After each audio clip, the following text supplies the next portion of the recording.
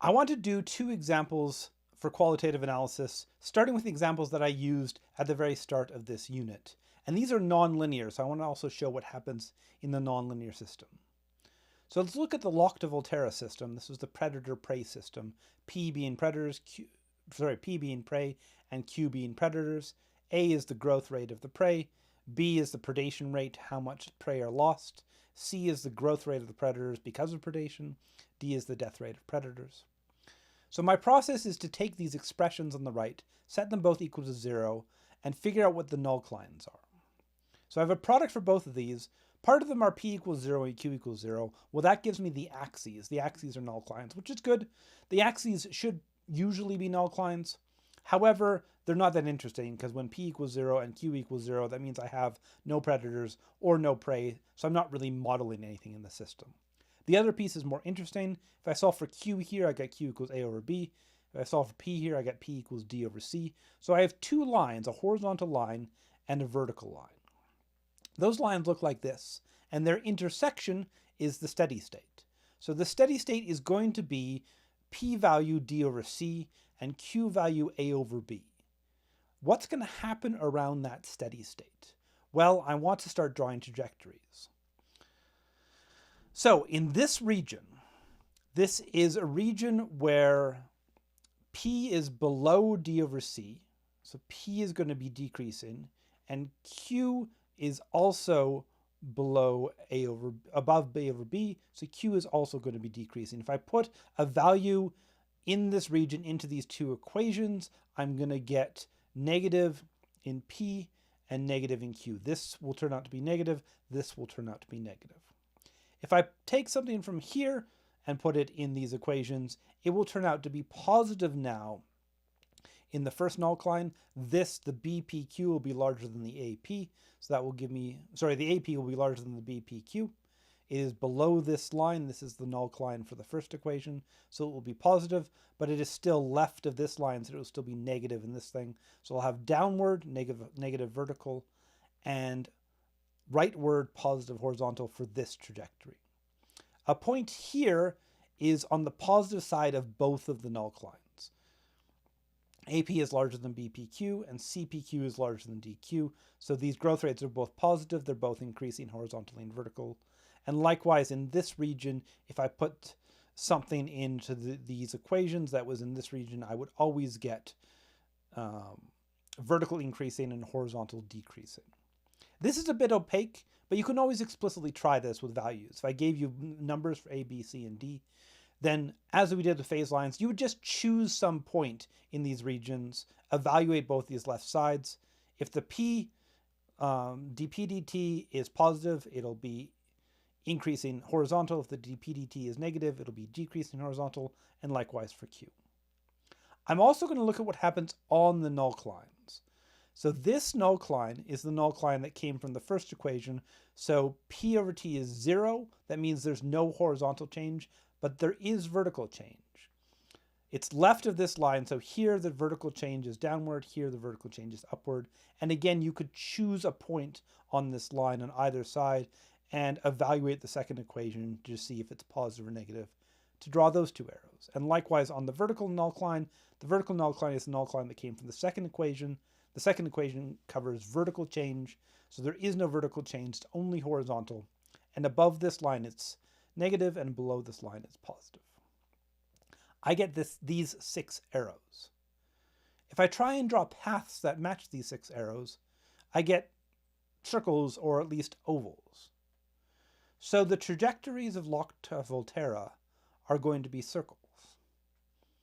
What does this mean? Qualitative analysis isn't very useful unless it carries some meaning. Remember, P is predators and Q is prey. So if I start here, say, here I have lots of prey, then not that many predators.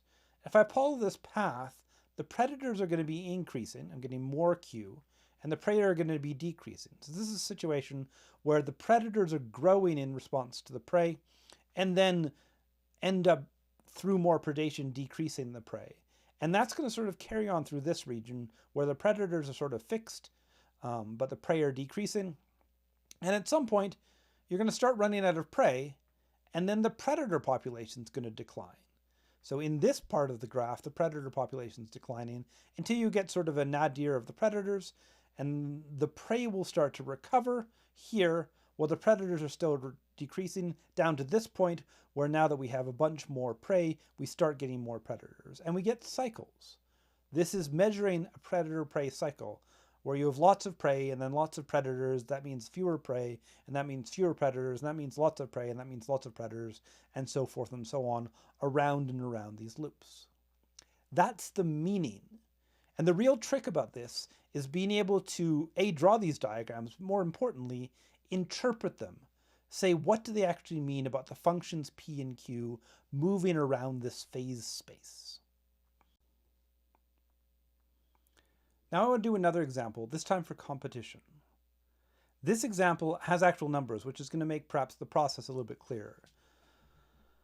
So I have two coupled equations, P and Q, for two species that are competing with each other. I take these expressions on the right, I set them equal to 0, and I solve, and I get these two lines. I've expressed the lines with Q isolated because Q is my vertical axis, and I think of y equals mx plus b as the standard way to write a line. Well, this is the same thing with Q in the y spot and P in the x spot, slopes and intercepts. I get these two lines. This first vertical-ish line comes from the first null line.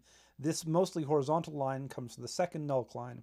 So this vertical line is going to divide the region up into places where it is horizontally growing and horizontally declining. If I sort of think about 0, 0, if I put 0, 0 in here, I get something positive.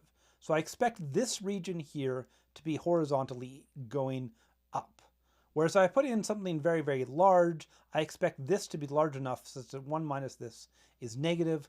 Well, then I will get a negative, so I expect horizontal decline in this whole region here.